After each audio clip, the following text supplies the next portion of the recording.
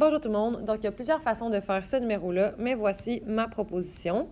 Donc, je vais commencer par aller trouver l'aire de mon prisme à base rectangulaire qui est ici, sur le dessus. Je ne calculerai pas la base en dessous parce que je ne peux pas l'atteindre, je ne peux pas y toucher. Donc, comme je viens d'expliquer, même si c'est un prisme, je ne ferai pas 2 fois l'aire de la base, je vais seulement le faire une fois parce que je ne peux pas toucher à la base d'en dessous. Donc, ma base, elle est en forme de rectangle et la dimension de ce rectangle-là, eh bien, c'est de 6,8 décimètres par 8 décimètres. Quand je vais faire le périmètre de ma base, je vais faire 6,8 plus 8 plus 6,8 plus 8. Et la hauteur de mon prisme, c'est la distance entre mes deux bases. Et la distance entre mes deux bases, eh bien, ça se situe ici, 7 décimètres. Donc, mon aire de ma base, ça va être de 54,4. Puis, le périmètre de ma base, c'est 6,8 plus 6,8 plus 8 plus 8. Et je fais x 7. Donc, maintenant, ce que je vais aller faire, c'est 29,6 x 7 pour avoir toute mon aire latérale. Donc, c'est comme ça que j'obtiens 261,6 décimètres carrés. Maintenant, j'ai fait l'aire totale de mon prisme à base rectangulaire en haut. Donc, ce qui me manque, c'est de faire l'aire totale de mon prisme troué rouge. Donc, je vais commencer par faire mon aire latérale extérieure. Ça correspond à l'aire latérale ici. La formule de l'aire latérale d'un prisme, c'est le périmètre de la base fois la hauteur. Donc, normalement, le périmètre de ma base, ça serait tout ça, et je le multiplierais par la hauteur qui est de 8, qui est en fait la distance entre les deux bases. Par contre, ce que je vais faire, c'est que je vais juste le multiplier par 7 parce que je ne veux pas compter la base qui est ici. Puis si je la compte, puis je fais ce côté-là fois 8, ça va compter la base en haut. Donc, quand je vais faire le périmètre de ma base, je vais seulement compter 7 côtés. Donc, je fais 7 côtés fois la mesure de côté fois la hauteur.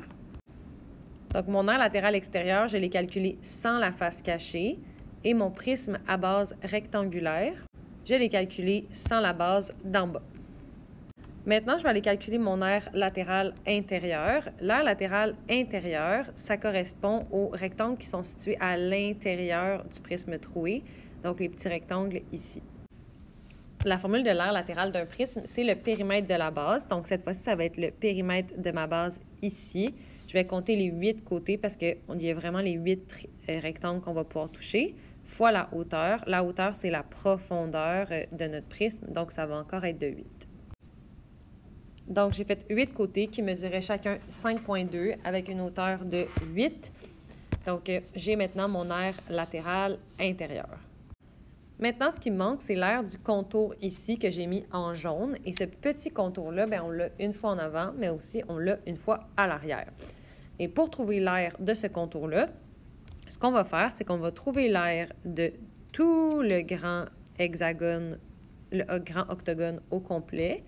Puis ensuite, ce qu'on va aller faire, c'est qu'on va aller soustraire l'aire du petit octogone. Donc, comme ça, il va rester seulement le contour. Donc, comme je le disais, il y en a 2 contours, donc c'est pour ça que j'ai un x 2. Et pour trouver l'aire d'un contour, on doit faire l'aire du grand octogone moins l'aire du petit. Donc, pour les formules, je vais juste essayer de mettre des lettres majuscules pour que ça soit clair de qu'est-ce qui est le grand, puis qu'est-ce qui est le petit.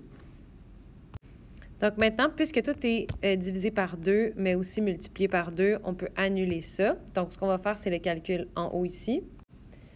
Et c'est comme ça que j'obtiens 188,16 décimètres carrés pour mes 2 contours. Donc, maintenant, il me reste à rassembler le tout.